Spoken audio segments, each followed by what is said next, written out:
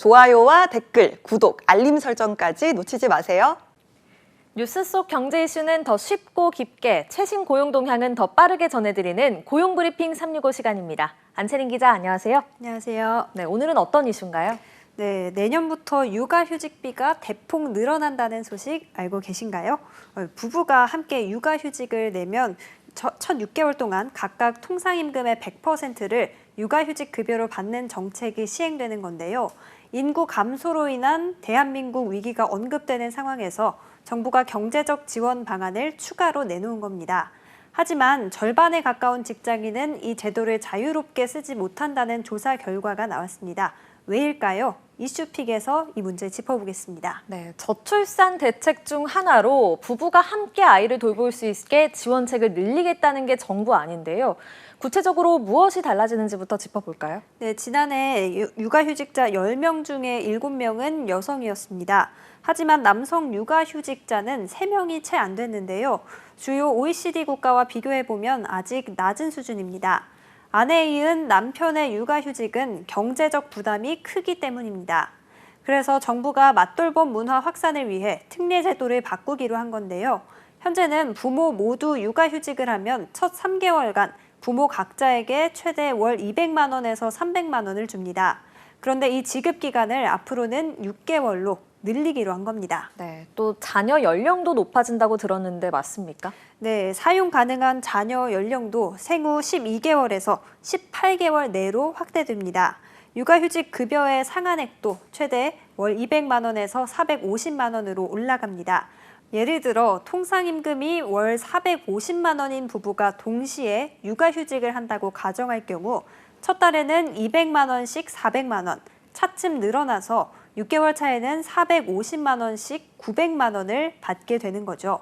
부부 합산으로 최대 3,900만 원을 받을 수 있는 겁니다. 네, 정부의 의도는 경제적 걱정은 좀 내려놓고 돌봄을 위해 육아휴직을 적극적으로 사용할 수 있게 하자는 건데요. 문제는 현실에서 실현이 가능하냐 이 부분인데 여전히 제약이 많다고요. 네, 직장 눈치 보기는 여전히 제약사항이라는 지적도 나옵니다. 직장갑질 119 조사에 따르면 직장인 45.5%가 육아휴직 사용이 자유롭지 못하다고 답했는데요. 뿐만 아니라 직장인 10명 중 4명은 출산휴가조차 자유롭게 사용할 수 없는 것으로 집계됐습니다. 일터에서 약자일수록 이런 경향은 더 심하게 나타났습니다. 네, 비정규직이나 작은 규모의 회사에서 이런 제약이 더 컸던 거군요. 네, 출산휴가와 육아휴직을 사용하기 어렵다는 비율 모두 비정규직과 5인 미만 회사, 월 150만 원 미만을 받는 사람 등이 정규직과 대기업, 높은 급여를 받는 이들보다 2배 이상 높게 나타났습니다. 네, 사업장 규모나 고용 형태와는 무관하게 모든 근로자에게 출산휴가와 육아휴직은 법적으로 보장된 기본 권리일 텐데요. 그럼에도 불구하고 현실과의 온도차가 정말 큰 것 같습니다. 네, 현실에서는 양극화가 벌어지고 있는 겁니다. 근로기준법과 남녀고용평등법에 따르면 출산휴가를 주지 않는 경우 2년 이하 징역이나 2천만 원 이하 벌금이 가능하고요. 육아휴직을 주지 않을 때는 500만 원 이하 벌금 처벌 사항이기도 합니다. 하지만 직장갑질 119에 들어온 제보를 보면 임신이나 육아로 인한 직장 내 불이익은 여전한 상태였습니다. 네, 최근에도 보니까요, 뉴스를 보면 육아휴직을 쓰겠다고 하니 회사에서 사직을 강요하거나 폐업 신고를 했다 이런 제보들도 있더라고요. 네, 한 회사에서 육아휴직을 쓰겠다는 직원을 향해서 상사가 폭언을 하고 결국 회사를 관두게 만드는 일도 있었습니다. 노동청에 진정을 넣으면서 사건이 알려지기도 했었고요. 또 다른 5인 미만 사업장에서는 육아휴직과 출산휴가를 두고 갈등을 빚다 돌연 폐업 신고를 해버렸다는 사업장도 있었습니다. 직장갑질 119를 통해서 들어온 제보를 봐도 비슷한데요. 해고나 권고사직이 가장 많았고요. 부당평가와 인사발령 불이익과 함께 직장 내 괴롭힘을 당하는 일도 있었습니다. 네, 법적인 처벌 규정이 있는데도 왜 이런 일이 계속 반복되는 걸까요? 네, 말씀해 주신 것처럼 남녀평등 고용법에는 사업주가 육아휴직 사용 근로자에게 해고나 불리한 처분을 하는 것을 금지하고 있습니다. 네. 하지만 한 조사에서 육아휴직 사용자의 약 70%가 배치나 승진에서 약 71%가 보상과 평가에서 차별받았다고 답했습니다. 불리한 처우를 금지하는 영역이라는 등 좀 말을 모호하게 쓰고 모호하게 규정을 하고 있다 보니까 노사 양측에게 명확한 기준을 제공하지 못하고 있는 겁니다. 결국 이런 법이 악용만 되고 있는 현실이라는 지적이 나옵니다. 네, 육아휴직 사용을 망설일 수밖에 없는 건데요. 정부에서 적극적으로 지원을 펼친다고 해도 퇴직까지 각오해야 하는 이런 분위기를 과연 누가 얼마나 견딜 수 있을까 싶습니다. 네, 맞습니다. 예전보다는 나아졌다고는 하지만 여전히 부족한 게 현실입니다. 그렇다 보니 경제적 지원 못지않게 육아휴직을 마음 놓고 쓸 수 있는 분위기를 조성하는 게 먼저라는 지적도 나옵니다. 기업 문화나 양육 환경 등 사회 구조적인 문제를 해결하려는 노력이 함께 이루어져야 한다는 건데요. 정부도 장기적으로 이런 사회 문화를 개선할 수 있는 정책에 대한 고심을 하는 것까지 이어져야겠습니다. 네, 오늘 한껏 이슈 어떤 소식 준비하셨나요?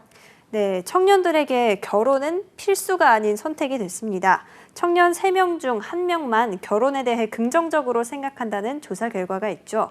결혼은 안 하고 동거하는 데 긍정적인 청년은 80%를 넘어섰고요.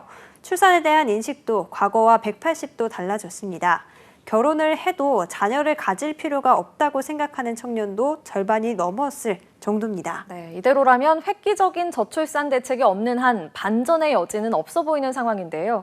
이제는 결혼과 출산은 선택이라는 인식이 기본이 된 것 같습니다. 네, 그렇습니다. 주목할 건 결혼 없이도 자녀를 가질 수 있다는 청년이 34%나 된다는 부분입니다. 네. 비혼 출산 동의율이 10년 전 22.4%에서 지난해 34.7%까지 꾸준히 증가한 겁니다.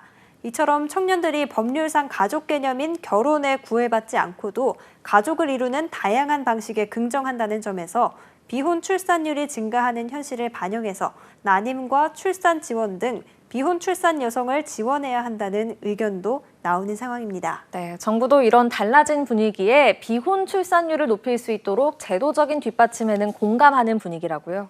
네, 최근에 정부는 신생아 가구의 저금리 주택대출과 3만 가구 공급 분양 특별 공급을 배정하기로 했었죠. 여기에 결혼 가구뿐 아니라 비혼 가구도 대상으로 신혼부부 중심의 주거 지원을 혼인 여부와 상관없이 신생아를 중심으로 새로운 대책을 짰습니다. 지금까지 정부가 기혼 가구에 혜택을 줘서 간접적으로 출산을 장려한 것과 달리 앞으로는 혼인 여부와 관계없이 아이를 낳는다면 직접 혜택을 주겠다는 겁니다. 그런 만큼 앞으로 아이를 낳을 수 있는 다양한 가족 형태에 대한 사회적인 공감대가 형성된다면 출산율 급증은 어렵더라도 최소한 반등의 계기를 마련할 수 있을 거라는 긍정적인 전망도 나옵니다. 네, 합계 출산율 0.7명, 전 세계에서 가장 낮습니다. 그런데도 법적으로 보장된 출산 휴가와 육아휴직조차 마음 편히 쓰지 못한다는 직장인들. 이 거대한 현실의 장벽을 해소할 수 있도록 양육 문화 개선이 우선 이뤄져야 하지 않을까 싶습니다. 오늘도 안채린 기자와 함께했습니다. 고맙습니다. 지금까지 고용브리핑 365였습니다.